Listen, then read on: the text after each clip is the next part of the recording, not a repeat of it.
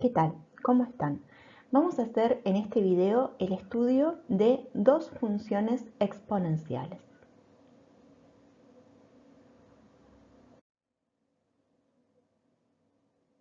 Cuando hablamos de una función, hablamos de un conjunto de x pertenecientes a un dominio que se relacionan con un único y perteneciente al codominio, de manera que f de x es igual a y. En esa f de x, en la función exponencial, aparece una forma exponencial en donde x es el exponente.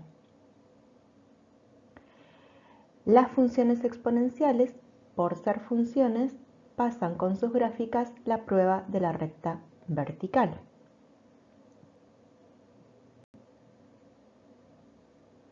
Toda recta vertical intersecta a la gráfica en un único punto.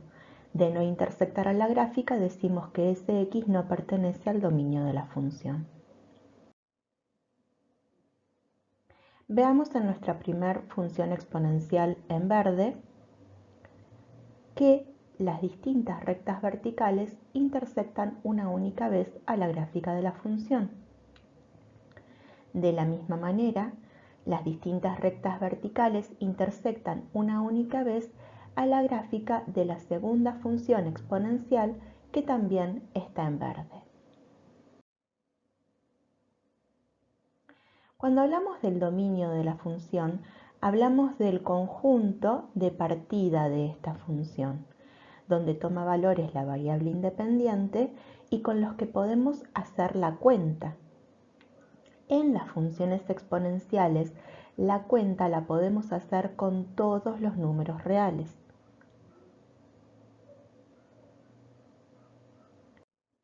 De manera que, por ejemplo, en la primera función, todos los números reales pertenecen al dominio. En la segunda, también. Por esto decimos que en las funciones exponenciales el dominio es R. Cuando hablamos de codominio, hablamos del conjunto de llegada. El codominio que frecuentemente se tiene en cuenta es el conjunto de los reales. La imagen o rango de una función exponencial tiene alguna de estas formas, menos infinito a o a más infinito. Lo que tenemos que ver es que la imagen o rango de la función exponencial no es el conjunto de todos los números reales.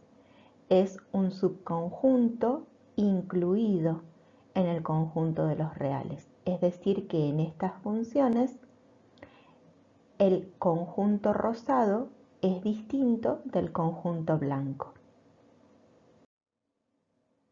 Por ejemplo, en esta función la imagen es 0 más infinito. En esta otra función la imagen es de menos infinito hasta 5 medios. Cuando intersectamos los ejes en una de las funciones que tiene ecuación y igual a menos un cuarto por 3 a la x menos 1 más 5 medios, tenemos que resolver estos dos sistemas para hallar esas intersecciones. Para la otra función, que tiene ecuación y igual a 2 a la x menos 1, tenemos que resolver estos otros sistemas. Cuando resolvemos estos sistemas, obtenemos esa intersección, que es el punto de coordenadas 0, 1 medio. Obtenemos esta otra intersección para la otra función, que es un punto de coordenadas 0, 29 doceavos, y obtenemos esta otra intersección, que es un punto de coordenadas 1 más logaritmo en base 3 de 10 igual a 0. Estas son las coordenadas que van a obtener cuando resuelvan los sistemas. Uno de los sistemas tiene conjunto solución vacío, porque una de las funciones no intersecta el eje X.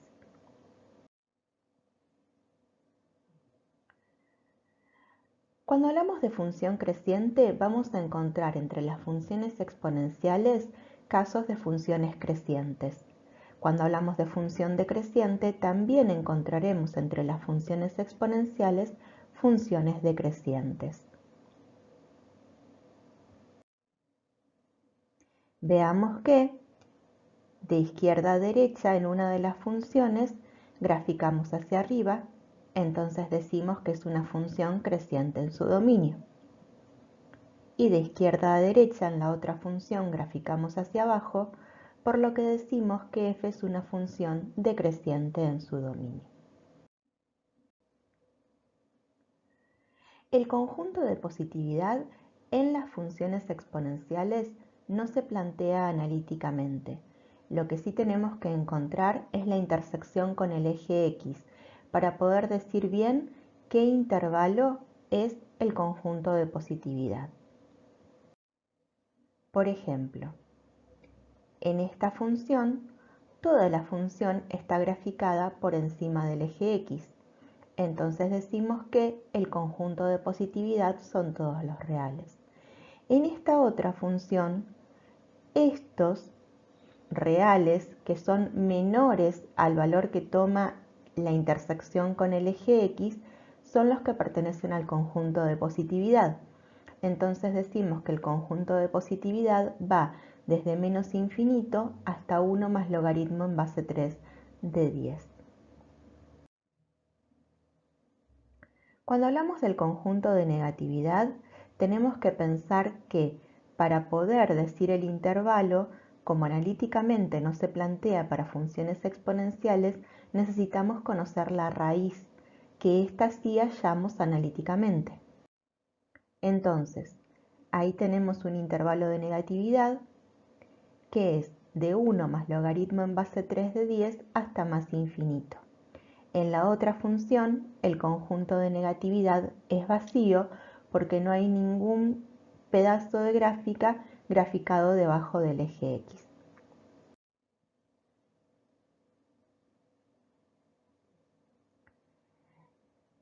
Para poder hablar de funciones cóncavas hacia arriba y cóncavas hacia abajo, nos encontraremos con ejemplos de los dos tipos de concavidades en las funciones exponenciales. Por ejemplo, esta gráfica es cóncava hacia arriba y esta otra gráfica es cóncava hacia abajo. En las funciones exponenciales no vamos a encontrar mínimos ni máximos, relativos ni absolutos. ¿Por qué?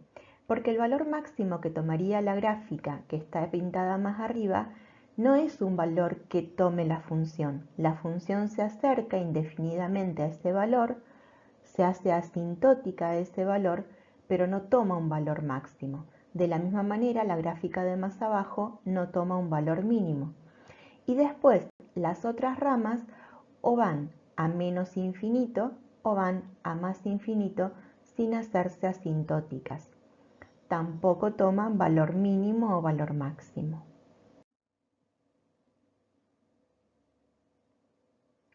Las asíntotas verticales no son característica de las funciones exponenciales. Las que caracterizan a las funciones exponenciales son las asíntotas horizontales, o derecha o izquierda. Por ejemplo, en la primera función, y igual a 5 medios es asíntota horizontal izquierda. Y en la segunda función, y igual a 0 es asíntota horizontal también izquierda.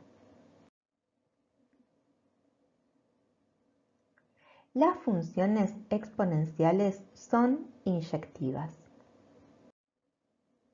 Si probamos con la prueba de la recta horizontal, vemos que toda recta horizontal intersecta una única vez a la gráfica de la función de abajo y toda recta horizontal intersecta una única vez a la gráfica de la función de arriba.